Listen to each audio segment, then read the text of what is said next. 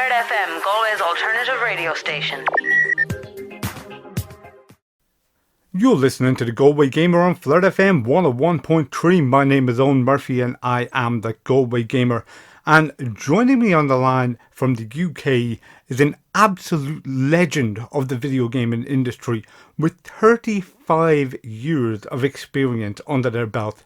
They've been a programmer, director, they've been a voice actor, they have worked on Banjo Kazooie, Donkey Kong Country, Perfect Dark, Yooka-Laylee, you name it, but you know them as the voice of the arcade because they are also the announcer for Killer Instinct, the one and only Chris Sutherland. Chris, thank you very much for taking the time to come on the show this afternoon.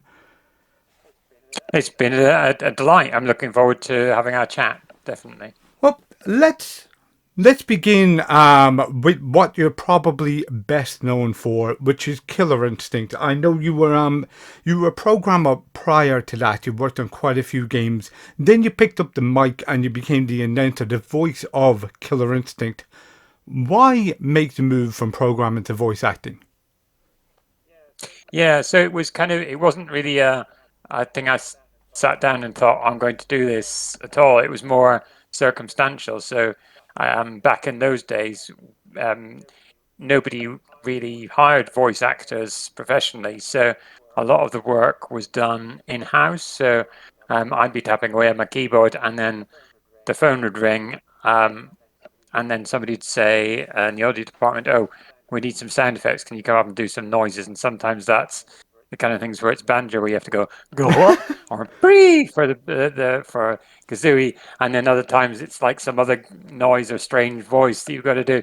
And I think I started when we were doing Battletoads on arcade, and we had needed some voices for that. And I think I'd done some noises before that, and I did some voices then. Mm-hmm. And I suppose I just got into the habit of doing it, and people kind of thought, "Oh, he's happy to shout into a microphone, or go give him a go."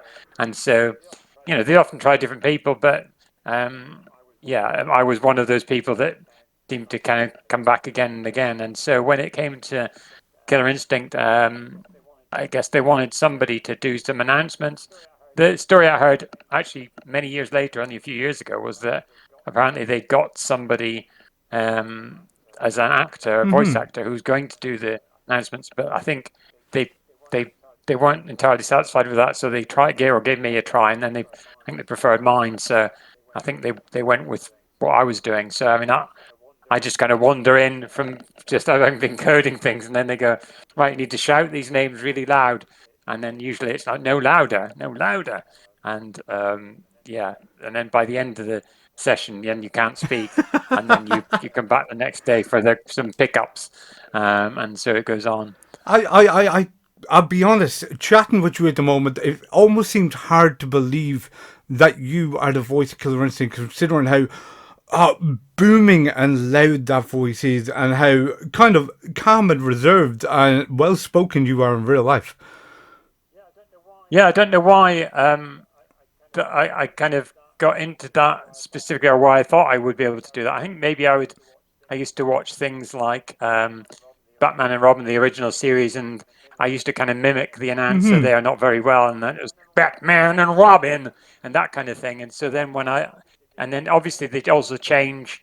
They put a kind of an effect over the top of the announcer in Killer Instinct. So when if I say Master Combo, it doesn't quite sound exactly the same. But you can probably get the sense that it's still me.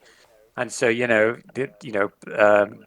all those ones, Supreme Victory, all those kind of things. So it is me, but it's got some extra processing over the top. That's incredible. I can feel the difference in it, but the pronunciation, the force behind it's still there. That's absolutely incredible. And when you came back then to announce for Killer Instinct 2013, tell me, what was the feeling that when you realized that they were bringing this franchise back? Well, it's great to hear about it. I mean, I wasn't involved because there was a Rare were kind of doing their own thing. I was still at Rare then, and they kind of Microsoft had gone to, I think it was Double Helix was the developer, and they'd built that then. And so that I first saw it when it was, they'd got quite far into development, and I thought, oh, this is really good. So they've done a really great job. And they already had an announcer. One of the guys who worked there was a big fan of the original, and so he did his own voice, and that was great. And I think it was a bit later on, I can't remember exactly when, but they said to me, oh, they would like to have an option for original announcer. So I said, I'm more happy to kind of, do my voice on. So I can't remember if we had to do the whole lot or whether we just had to do the new characters. But I remember doing a recording session or two actually, and then it was great to kind of go back and revisit that and do all the shouting again. And this was almost 20 years after the original KI. So, like, coming back and doing those loud voices again, did it really take its toll then on your voice, or was it same as the first time around? I think it was, it probably was. And maybe I'd got more used to it. Maybe I'd kind of more, I was almost kind of, I didn't, maybe I was shouting it less and maybe kind of projecting it more. And then, once Double Helix had done their work, I think the developers switched for a few further update to Iron Galaxy, and then they'd added some extra characters, and then they asked me again, and this was after I'd left Rare, so I'd gone away from Rare, and then I got the call, and then they said, "Oh, do you want to?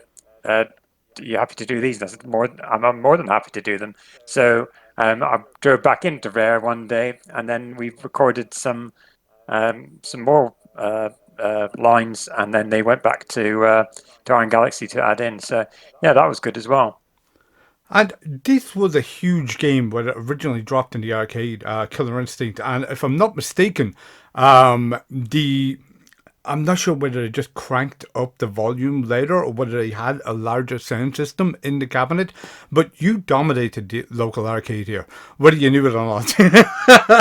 Yeah, it's funny you should say that, because I've been into arcades when the machine's been there in recent years. I mean, whenever you find one, and if my wife's with me, she says, "That's you."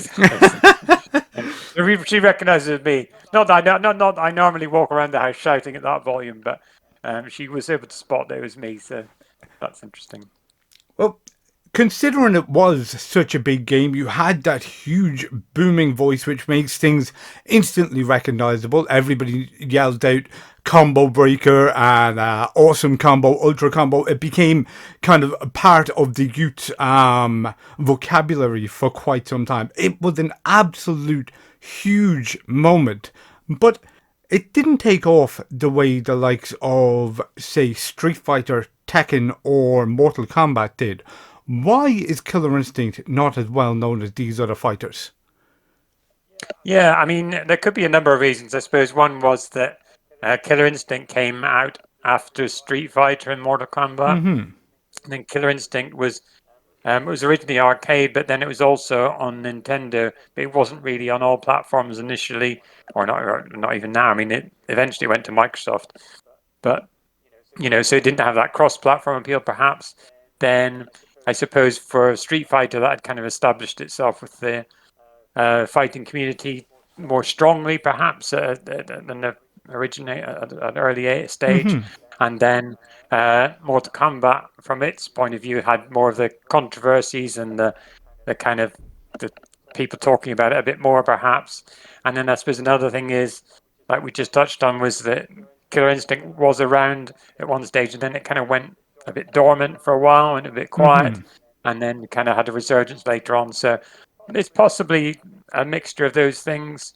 I suppose I don't really know exactly whether it's those or maybe there's something else as well, but that's my thoughts. No, that's absolutely fair. And one of the reasons I asked you this question was not just because I'm curious myself, but because I asked Kev Bayless last year, who also worked in KI, the same question, and he came up with pretty much the same answer, that it may have been due to the exclusivity of it only appearing at the time on Nintendo consoles. Therefore, it didn't have as big a pool as some of the other games did.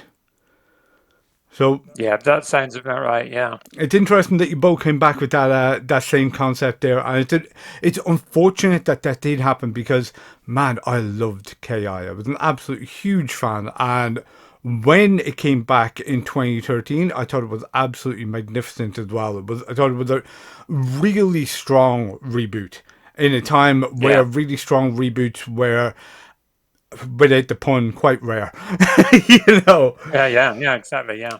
Let's move on then to something a little bit more family friendly then, and that is Banjo Kazooie, because you were head programmer on Banjo Kazooie, but you were also the voice of both Banjo and Kazooie. Now, Banjo Kazooie, if I'm not mistaken, came out in 1998. It had this huge kind of 3D, almost open world with a hub world in the middle of it, where most 3D platformers at that stage were closer to the likes of, say, Pandemonium. So, why take that hub world idea for Banjo Kazooie? Why run with that?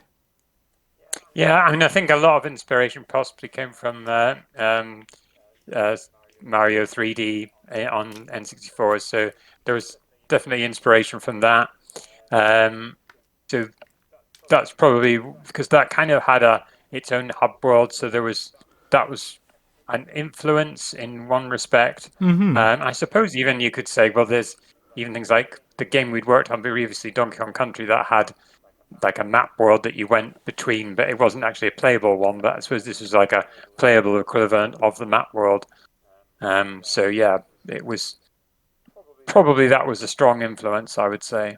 And speaking of Donkey Kong Country, then Donkey Kong himself got a redesign over the last couple of months for Super Mario Kart World and for Donkey Kong Bonanza. Have you seen this new version of Donkey Kong, and what do you think of him?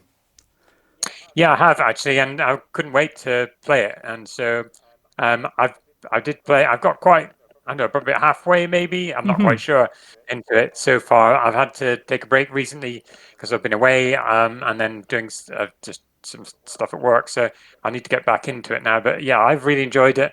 I thought it was great what they've done with the kind of the mechanic where you dig. So I'm intrigued that when I played it at first, I thought I'm going to be digging everywhere, and then I dug on the first, well, after the first introductory level, and then on the first main level, I dug everything, and then after that, I thought, you know what, I'm not digging anymore. I'm just going to play it as normal. So the digging was more on the lines of gameplay specific rather than just digging for the sake of digging. And I think that was it. I think once you get over the kind of interest of, oh, I'll just dig here because I can, then you actually go, oh, I'm not going to do that now. I'm just going to play it as you would expect to play a game.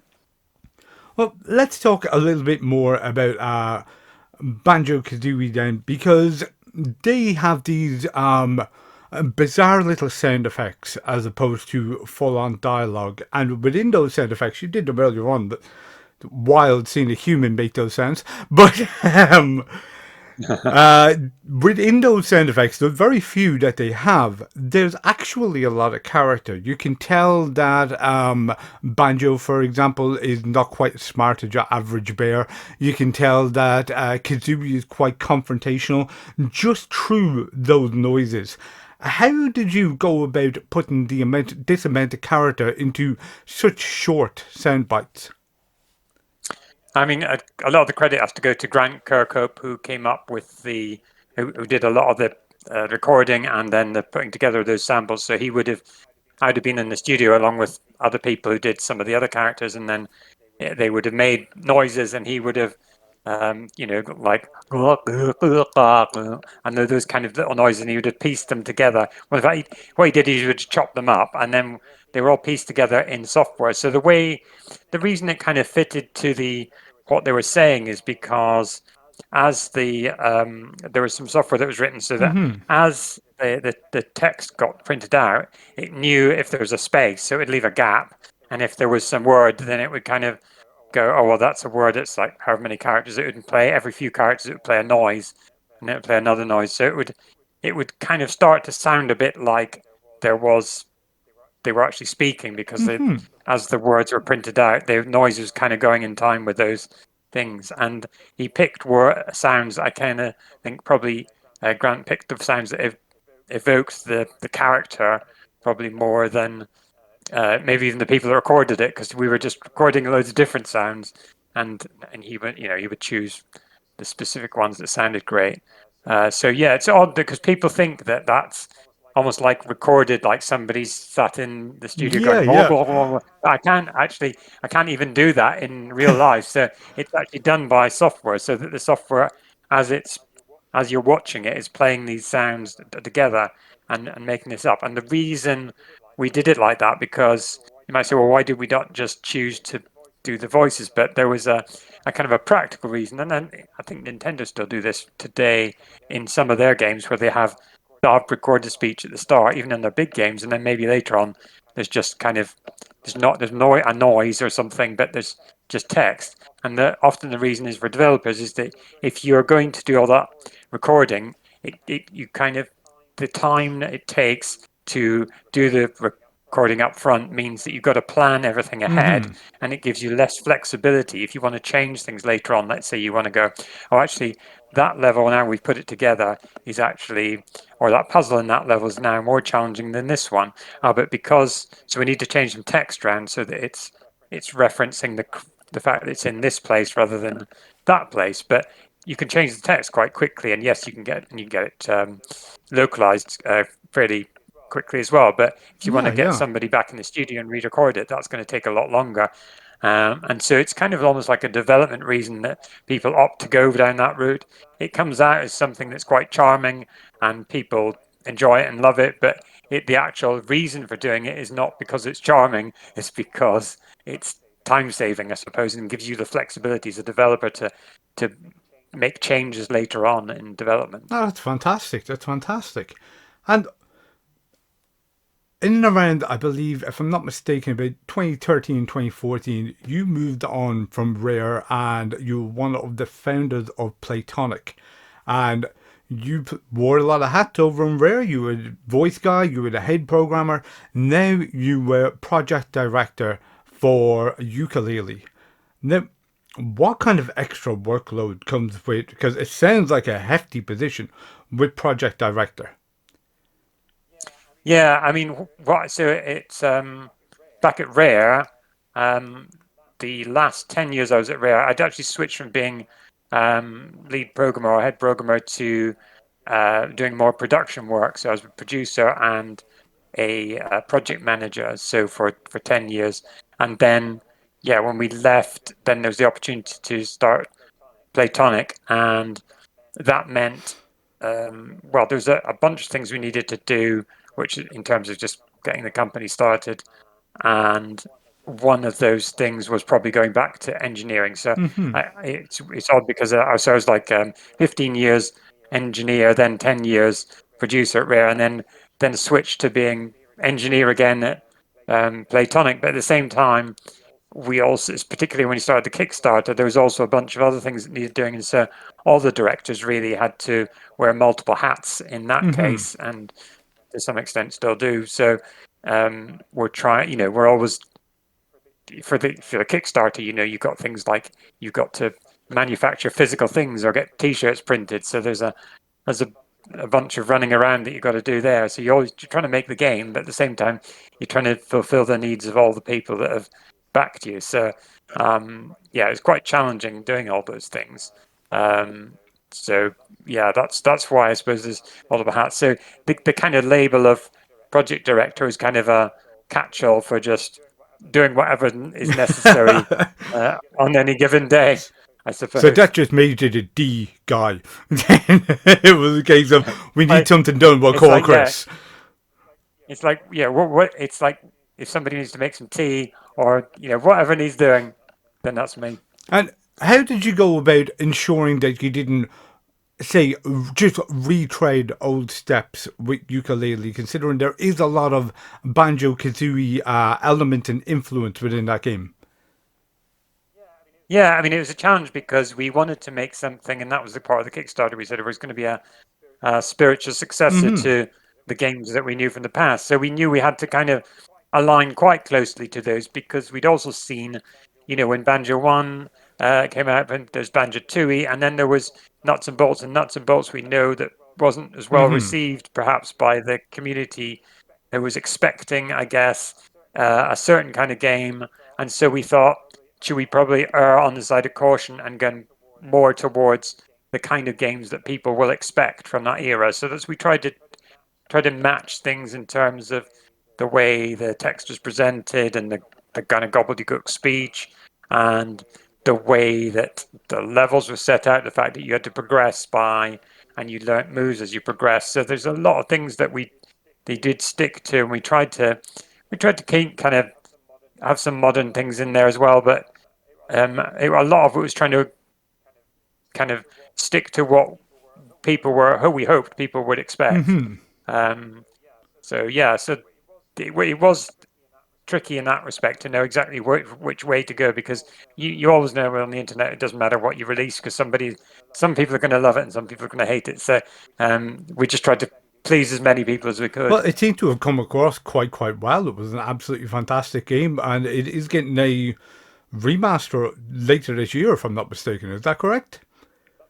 That's right, yeah. So like I say, when we released it, there was definitely people who had expected something that was more modern in terms of the sensibilities of the game, and so we kind of took on that criticism. And so, like when we saw that it was coming up for the 10th anniversary of the studio, we thought, well, there's an opportunity here to kind of take all the feedback that we've seen over the years, where people said, people who maybe hadn't played the original Banjo games or felt that there was bits that we'd not done so well in there, and what we did was we went through all the critiques and all the criticism and everything that people didn't like about the game, and we put it all in one place. We kind of sorted it in terms of what we thought was priority, in terms of what the majority of people would pull out as things that they felt were the weaker points of the game, and we said, well, let's try and address all these. So we kind of improved the visuals. We've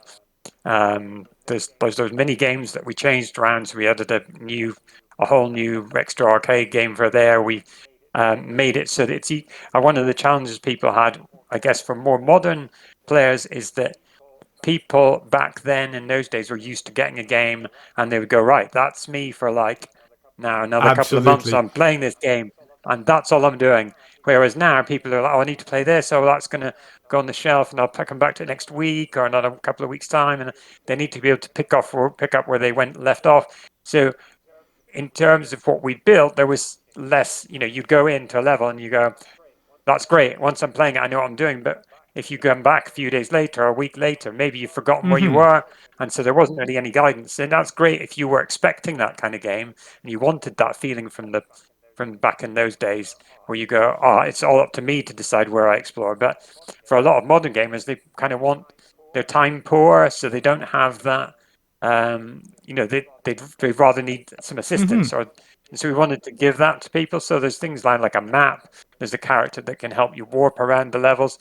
But again, if you choose not to use that, that's up to you. So you can still play it the old way, or you can play it the newer way, use these newer features and take advantage of that. That's fantastic. So it's a one-size-fits-all then. That's right. And then on a similar note, we had back in the original ukulele, people would have to get new moves. They would have to progress to different levels. So each level you went to, you learn a new move. But it kind of meant that to get to the point, you'd have to wait till the end of the game. So until you had all these moves and all this freedom and possibilities. So we changed that all around, and we said, okay, from the start, pretty much, you're going to have all the moves, and we're going to make it so that not only that, but you can chain them together in interesting ways. So it's for some people, again, they might just want to use a few moves to navigate across the level. Other people might say, oh, look, I can do this move together with that move, and then chain it onto this one, and now I can progress really quickly or get to this point that nobody expected me to get to. And so again, it gives people more freedom of choice, and they can play the games the way they want. So it's another thing we've added in. That's fantastic. And it is dropping this year, isn't it, Chris? That's right. It's just in a few weeks, actually, on October the 9th. It's going to be on PC, PlayStation 5, Xbox Series, Nintendo Switch 2. Fantastic. Personally can't wait. But okay, well let's talk about well, British games as a whole. Because in the 1990s, Britain was a front runner when it came to video games.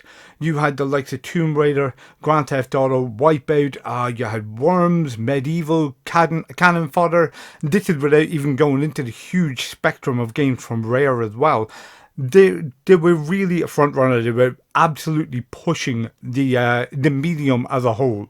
Nowadays, Britain still releasing some absolutely great stuff. We're just talking about Ukulele right there. You've got stuff like Vampire Survivors coming from Britain, one of my all-time favourite games, but they're not seen as one of the innovative forces anymore. Why do you reckon that is? Yeah, I wonder if it's back in if you go back before the 90s, you had ZX81, the Spectrum, and people were building things in their bedrooms and kind of innovating really on a single engineer, a single coder. They were the person who created the game. They wrote the game and they designed it and did everything themselves. And then those people, I think, there were so many of those because everybody was, there's so many people making games then for things like Spectrum, Amstrad, and so on. That then those people went on, I think, to if they'd not already created companies, they maybe went on to form companies, and those companies then started to build the games that you're talking about there. So that's where I think a lot of it originated from. I wonder whether maybe as the games became more complicated and the depth of them needed to increase, player demands were higher, then the scale of those teams became bigger, so the scale of the companies became bigger, and maybe it's because it became more of a thing about there's one thing about having the skills to be able to build the games, but then when you've got bigger and bigger teams, you almost need skills in terms to be able to coordinate all those people and make things happen in an efficient way. I mean, we saw that even at Rare when teams were getting bigger and bigger, the games were taking longer and longer to make, and then they start to become financially less viable because they take so long to build. So maybe it then favored people or companies who had maybe got more expertise in having larger teams of people working on software, like I suppose the likes of the Microsofts of the world. So maybe that's I mean, I don't know if that's the full answer, but that's one possibility. Oh, absolutely fantastic. Yeah. Okay, well, I'll tell you what, just to wrap up then, you have had an absolutely illustrious career in video gaming. We talked about the programming side of things, you talked about the amount of things you were doing at Playtonic when it was kicking off first. We all know your voice from the likes of Killer Instinct and Banjo Kazooie. Tell me, when considering Rare is turning 40 this year, with them, what was the highlight of your career? Yeah, I mean, so many things, I suppose. I'd probably pick, if I can pick the first few that come to mind. Well, the first one would be the first game I worked on, which was Spider-Man Game Boy, and we did that in about 6 months or so, and that was great to see that at CES in 1990. So that's one thing we did there. Then probably, going forward a few years, then seeing Donkey Kong Country at another CES show. I think that was another great moment. Just That was seeing the reaction of huge. people. Yeah, and I suppose we knew at the time there was something special there, but we don't really. You kind of just heads down working on it. You don't really know until you get there, and then you see people's reaction, and they're kind of blown away, and it's like, oh, this is great to be able to have worked on this. Chris, it's been absolutely fantastic chatting with you today. Tell me, how can people keep up with you? Have you got social media? I do. I'm on Twitter, which is Chris_Suth, on X.com as it is now. So that's one way. And yeah, I'm sure I'll be tweeting more about the upcoming replay, so people can follow me as I talk about that over the coming week or two. Chris, it has been absolutely fantastic having you in the Galway Gamer. Thank you so much for taking the time to join me this afternoon. It's been a blast. Thanks very much. It's been a pleasure. 101.3 Flirt FM.